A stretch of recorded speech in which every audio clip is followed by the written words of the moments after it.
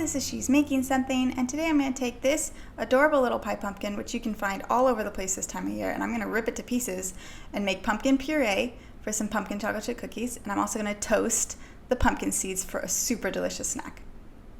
So here is my cute little pie pumpkin, and the plan, which I've done before, is to cut him in half, scoop out all the seeds, and then take the two halves of the pumpkin without the stem and put it in the Instant Pot. And that's how I'm going to make the pumpkin puree, is using the Instant Pot. You can roast pumpkin using the oven and other things like that, but I like the Instant Pot because it makes it easier. And then I'm going to take those seeds and season them and roast them in the oven. And that's it. It's pretty simple. So let's get to it.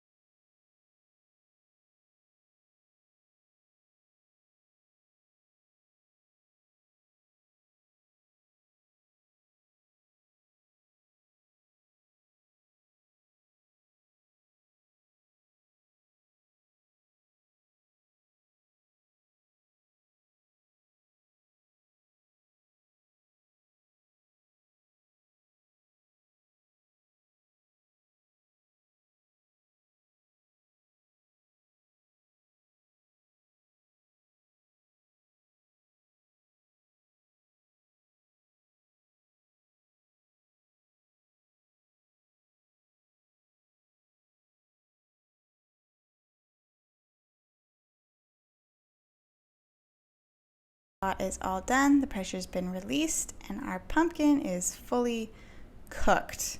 You can see I left it in there with the skin on, just stuck the two halves right in there. And right now they're really hot, and so I'm going to be taking 2 spoons and lift them out onto the cutting board piece by piece. And thanks to the magic of the Instant Pot, the pumpkin is very tender, almost like puree already.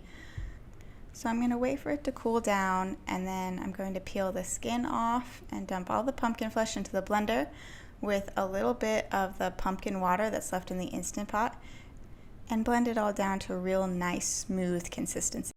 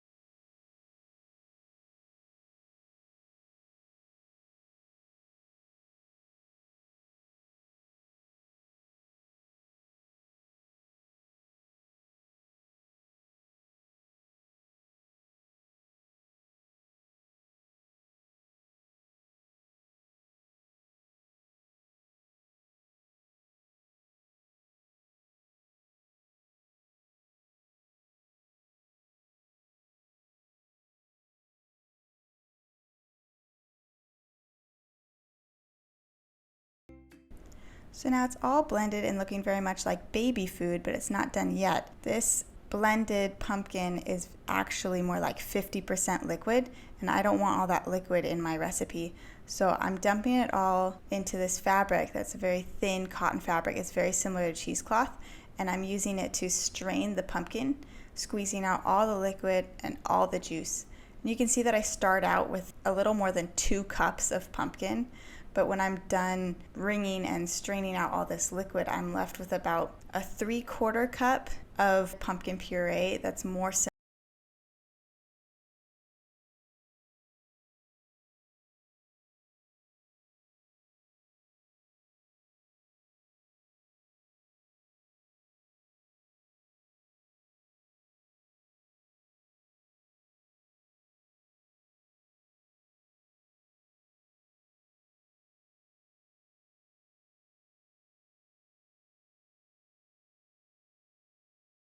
All the liquid out, which this liquid I've heard is great for keeping and putting in smoothies and things. But what's left behind in the cloth is a more familiar looking pumpkin puree, and it is perfect for baking in pies and cookies and breads. But I'm going to set that aside for now, and I'm going to move on to my pumpkin seeds. So the easiest way that I have found to separate my pumpkin seeds from the pulp is just by using cold water. It doesn't take a lot of pushing and forcing to get them to release. I just gently pop them off with my fingers and they come right off. And any that are left in the bowl are usually floating, so I can just scoop them up and put them in the bowl. They aren't perfectly clean, but I'm going to do a second water bath to get rid of all those little bits of pumpkin guts that are left behind.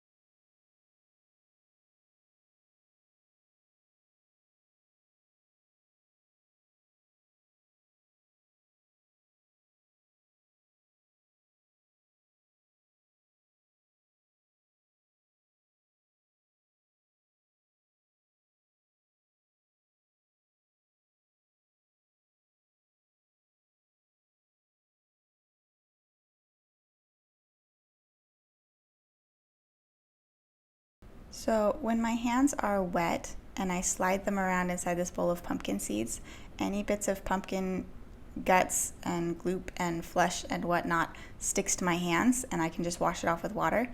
But the pumpkin seeds just slide right off nice and clean. And this part of the process is actually very oddly satisfying to me. I could sit here and play with these wet pumpkin seeds for hours.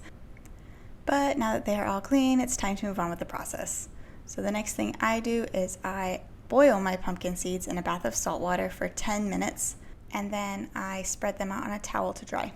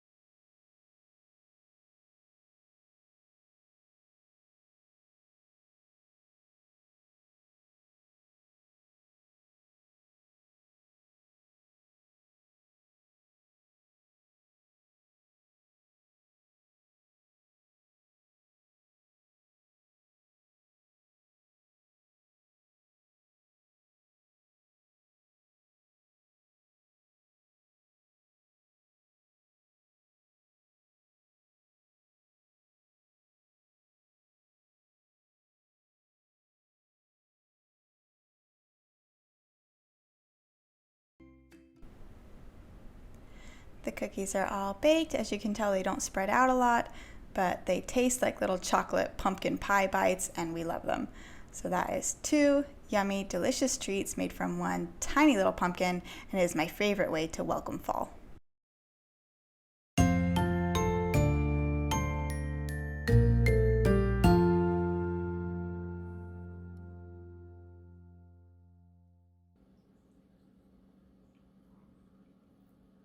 Mmm, are so good.